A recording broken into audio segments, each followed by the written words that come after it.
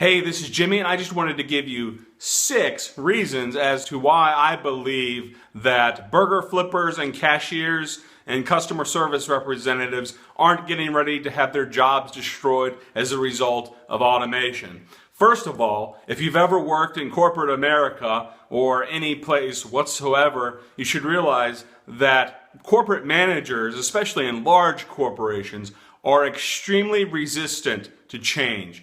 They may change a lot of things on a regular basis, but it's more of a shuffling of the deck and just rearranging some cards. But true change, revolutionary change, is something that managers of corporations and CEOs are extremely careful about making. They seldom ever just flip a switch, and they're not going to take an untested and unproven idea and then just roll it out and try it for themselves. There's simply too much risk in doing such. They don't know how to manage it, and then they also have to sit there and think about the shareholders, because if they sit there and think, well, what happens if we make all these changes and they don't work, then I'm going to be out of a job. So that's one reason why burger flippers and cashiers and customer service agents aren't getting ready to go away. Second, there is extremely high cost in introducing automatic machines into the market to do jobs for other people.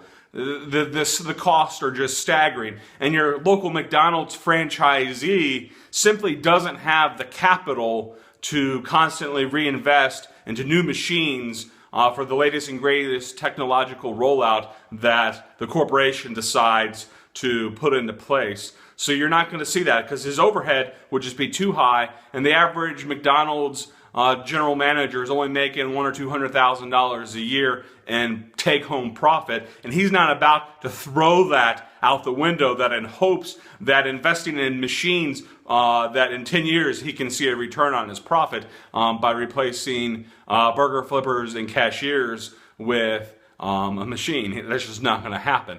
Number 3 reason why burger flippers and cashiers are not getting ready to be replaced is that in order to do so would require a steep learning curve for all sorts of customers, and it would require a total reprogramming of how customers think about ordering food when they go to your restaurant. People like managers at corporations, customers are extremely resistant to change, and they take sometimes decades to change consumer behavior. Look at grocery stores, for example. Grocery stores, almost all of them that I know of, have self-checkout cash registers. And guess what? That technology is almost like 20 or 30 years old now. When I was bagging groceries in my teenage years, we had self-checkout cashier registers. But guess what? 20 years later, and I go to the local Harris Teeter or wherever you go grocery shopping at, and they still have just the same number of self-checkout registers as they've always had. And they usually have limitations on how many items they're going to let you scan. And they know that because customers don't necessarily like the automation. They like having somebody do it for them. They like having somebody who can scan their groceries while they stare at their iPhone and update their Facebook profile and Twitter feed, or while they search for their wallet, or while they just stare blankly into the sky or talk on a phone. You're not going to reprogram customers that quickly. It hasn't happened in the 20 plus years that this technology has existed. And guess what? It's not getting ready to happen in the next 20 years. It's simply not going to happen. Customers just are going to resist it, especially your older customers. Imagine a 70-year-old woman coming into a Chick-fil-A or McDonald's for the first time and having to look at a screen and decide what she's going to order. She's going to freak out, and chances are she's not going to order anything. She's just going to walk out, or if she does, she's going to order a lot less because, frankly, it's hard to find items and she doesn't know what buttons to press, and the thing stopped working and she doesn't know what to do, and she's going to stand around. It's simply not going to happen.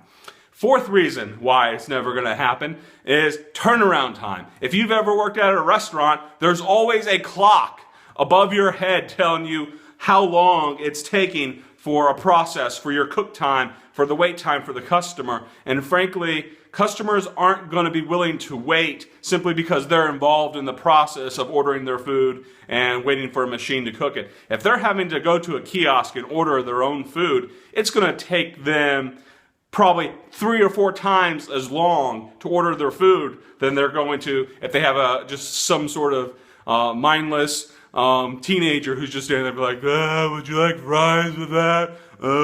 Even a teenager who has no brain capacity and who is just really stupid and who's making $7.25 an hour, even like the dumbest kid on the block who's been working as a cashier for just a week or two knows how to operate that machine more than that customer will ever during the span of their life. So it's going to make it highly inefficient for the customer to get in there. Which brings me to my next point. They're going to lose customers because if the turnaround time takes forever, well, if you're on a lunch and you're just wanting to grab something to eat and you only have an hour to eat, and all of a sudden you know you have to place your own order at McDonald's and that you're having to wait for the 20 people in line ahead of you to figure out how to operate the touchscreen machine, then you're just gonna be like, nah, I'm not gonna do this today. It takes too long at McDonald's. It's gonna take me 20 minutes just to place my order, and I've got to get back to the office, and that's not gonna leave me enough time to eat, and my lunch is gonna be over. And, if that happens and there's a long turnaround time, and I don't care if the burger flipping machine in the back maybe increases the rate at which they flip burgers and cook food in a quicker and highly efficient manner, they're still going to lose customers because it's going to take too long. People are just never going to be as fast as the 16-year-old pimply-faced kid making $7.25 an hour. And that brings me to my next point. If you start losing customers, even just 1 or 2% of your customers, that's going to result in huge declines in revenue. And if revenue goes down, everything is going to fall apart. CEOs are going to lose their jobs. Restaurants are going to close because if you lose 2% of your customers and you rely on a 2 or 3% profit margin just to stay afloat and make a profit at your local franchise, well, guess what? If you lose 2% of your customers simply as a result of all these inefficiencies and problems that they have with the machines and the turnaround times and reprogramming customers and not wanting to wait and all that sort of stuff, well, guess what? You're going to be shuttering a lot of businesses. So anyway, this is Jimmy. I just wanted to toss that out there as to why I think automation is not going to destroy the fast food retail industry anytime soon.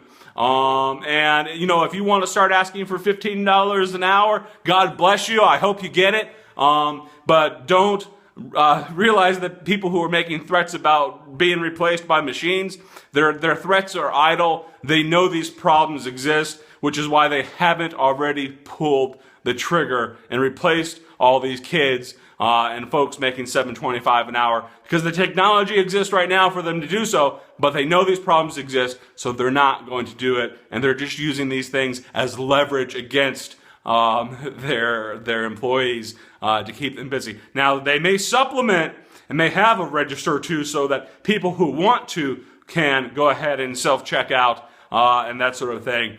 But that's not going to cause a mass amount of unemployment and people losing jobs left and right as a result of automation. So this is Jimmy. I just thought I'd tell you some truth.